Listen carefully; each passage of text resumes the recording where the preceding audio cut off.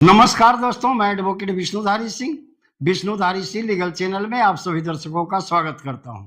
दोस्तों, आज मेरे वीडियो बनाने का टॉपिक है कि अगर आप पैतृक या सामिलात संपत्ति पिता से खरीदते हैं तो बेटे को सिर्फ गवाह बनाना ही अनिवार्य नहीं। दोस्तों, इसी पर सुप्रीम कोर्ट का जजमेंट है और इसी पर कानून क्या कहता है, ये हम इसे देखते हैं। दोस्तों, जैसा कि साधारणतः हम लोग गाँव देहात में करते क्या है, किसी पिता से उसकी संपत्ति खरीदते हैं जो पैतृक संपत्ति है या सामिलात संपत्ति है, तो उस पर उनके बेटे से गवाही बनवा लेते हैं ताकि बाद में चल के बेटा जो है अपने हिस्से की मांग इस संपत्ति में न करे। दोस्तों, यह कानूनी रूप से गलत है, ऑनरेबल सुप्रीम कोर्ट के जजमेंट से भी गलत है और कानून के अनुसार भी गलत है। चूंकि गवाह का काम सिर्फ विक्रेता के हस्ताक्षर की पहचान करना है, न कि उस दस्तावेज के अंदर में कौन कौन सी बातें लिखी गई है उसकी जानकारी रखना। दोस्तों, जैसा कि आप जानते हैं, हर घर में पैतृक संपत्ति होती है और सामिलात संपत्ति होती है। पैतृक संपत्ति वह संपत्ति है जो 4 पीढ़ी से चली आई और मेरे पिता तक विरासत में मिली है। और दोस्तों, सामिलात संपत्ति वो है जिसे दादाजी ने खरीदा और विरासत में मेरे पिताजी को मिला, या सामिलात रूप से कोई संपत्ति खरीदी गई हो उसे हम सामिलात संपत्ति कहते हैं, जिसमें बेटे का भी हक होता है। दोस्तों, इन सारे संपत्तियों में बेटे का एक हिस्सा होता है, चूंकि परिवार का वह बेटा भी कोपार्टनर है, सह-अंशधारी है। दोस्तों, आइए सबसे पहले देखते हैं इस पर कानून क्या कहता है।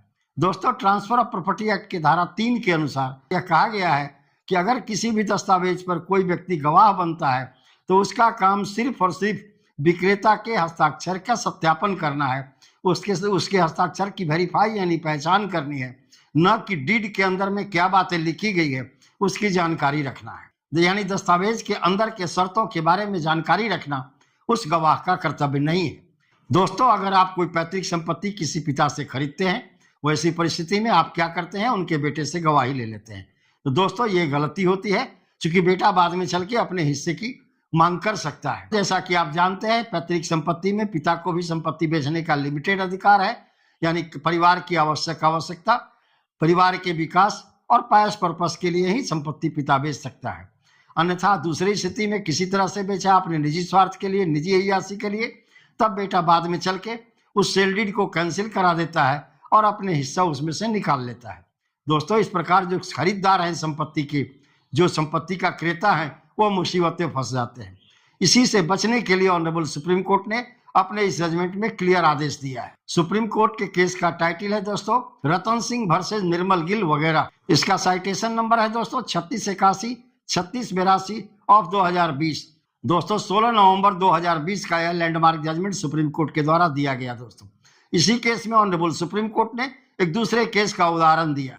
उस केस का टाइटल है दोस्तों इंद्रपाल सिंह वर्सेस निर्मल गिल वगैरह। इस केस का साइटेशन नंबर है दोस्तों 3683 3682 ऑफ 2020। इस दोनों केस में ऑनरेबल सुप्रीम कोर्ट ने अपना फैसला सुनाते हुए आदेश दिया, किसी भी विक्रय पत्र पर, किसी भी दस्तावेज पर, किसी भी सेल डीड पर, किसी भी एग्रीमेंट डीड पर गवाह का काम सिर्फ विक्रेता के हस्ताक्षर की पहचान करना है। विक्रेता के हस्ताक्षर को या डीड के एग्जीक्यूटर के निष्पादन करने वालों को सत्यापित करना है, न कि उस डीड के अंदर में क्या लिखा है उसकी जानकारी रखना है, ताकि बाद में चल के जो क्रेता हो संपत्ति का, जिसने खरीदा है जमीन को, यह न कह सके कि हाँ बेटा इस डीड के अंतर वस्तु को जानता था, उसने अपनी मौन सहमति दे करके अपनी संपत्ति को बिकने दिया ताकि पिता बेच दे, और बाद में चल के पुनः मांग कर रहा है। ऑनरेबल सुप्रीम कोर्ट ने कहा कि ऐसी कोई बात नहीं हो सकती है।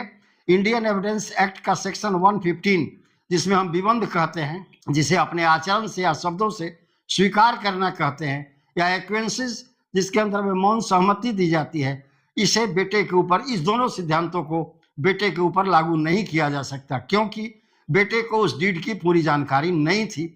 सिर्फ उसने विक्रेता यानी अपने पिता के हस्ताक्षर को सत्यापित किया है। अगर डीड पर यह लिखा हुआ है, दस्तावेज पर यह लिखा हुआ है कि मैंने, मेरे सामने में मेरे पिता ने या मेरे विक्रेता ने इस डीड पर अपना हस्ताक्षर किया और मैंने भी उसके बाद अपना हस्ताक्षर किया, तो सिर्फ और सिर्फ उसमें उस गवाह ने अपने पिता के हस्ताक्षर को सत्यापित किया, न कि उस डीड के अंतर वस्तु की जानकारी रखी।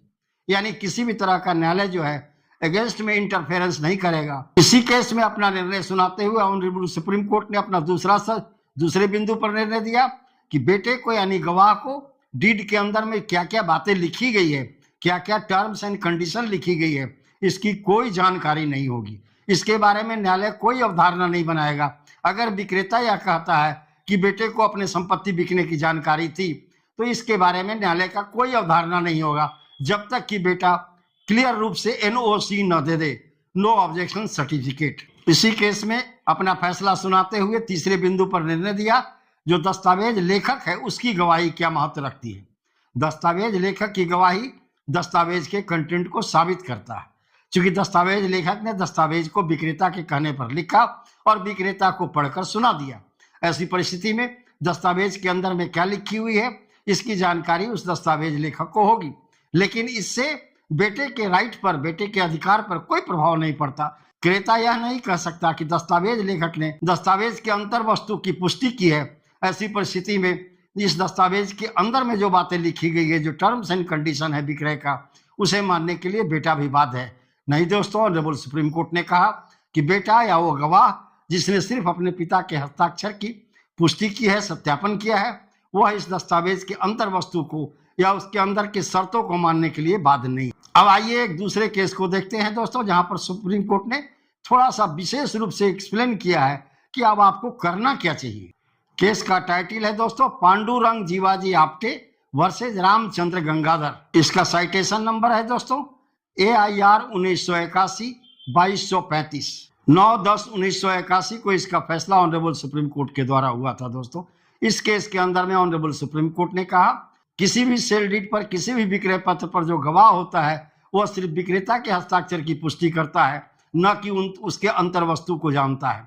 अगर क्रेता यह दावा करता है कि बेटा को इसकी पूरी जानकारी थी, तो क्रेता को उस बेटे के द्वारा, उस गवाह के द्वारा उस दस्तावेज पर लिखवाना पड़ेगा कि हाँ, मैंने इस दस्तावेज को पढ़कर या पढ़वा कर समझ लिया और समझ करके अपना हस्ताक्षर बना दिया और मेरे पिता ने मेरे समक्ष में हस्ताक्षर किया। ऐसी परिस्थिति में क्रेता जो है बेटे के दावे को खारिज कर सकता है, अन्यथा बेटा बाद में चल करके ऑर्डर 8 रूल 1 CPC के अंदर में न्यायालय में सूट फाइल करके उस सेल डीड को कैंसिल करा देगा और अपने हिस्सा उसमें से निकाल लेगा जिसे पिता ने बेच दिया था। क्योंकि किसी भी पिता को यह अधिकार नहीं है कि वो अपने बाल बच्चों के वैधानिक अधिकार को या उसके सिविल शेयर को बेच दे। इस प्रकार दोस्तों, अगर आप भी इस तरह का कोई संपत्ति खरीदते हैं, जिसकी जो पैतृक संपत्ति हो या शामिलात परिवार की संपत्ति हो, उस पिता के बेटे से गवाही न बनवाएं, उस बेटे से यह भी दस्तावेज पर लिखवाएं कि मैंने इस दस्तावेज को पढ़ लिया, पढ़कर समझ लिया या पढ़वा कर समझ लिया और मेरे समक्ष में मेरे पिताजी ने हस्ताक्षर बना दिया, ताकि भविष्य में चल के वह बेटा उस दस्तावेज के अंतर वस्तु को डिनाई न करे, इनकार न करे और अपने हिस्से की मांग न्यायालय में न करे। इसे कहते हैं नो ऑब्जेक्शन सर्टिफिकेट। दोस्तों, बेटा से नो ऑब्जेक्शन सर्टिफिकेट लेना जरूरी है, अन्यथा मात्र गवाह अगर दस्तावेज पर बेटा बना हुआ है जिसने अपने पिता के हस्ताक्षर की पहचान की, ऐसी परिस्थिति में वह बेटा जो है उस दस्तावेज के अंतर वस्तु को मानने के लिए बाध्य नहीं है और बाद में ऑर्डर 8 रूल 1 CPC के अंदर में न्यायालय में सूट फाइल करके उस क्रेता के दस्तावेज को, विक्रय पत्र को कैंसिल करा देगा और उसमें से बेटा अपना शेयर निकाल लेगा।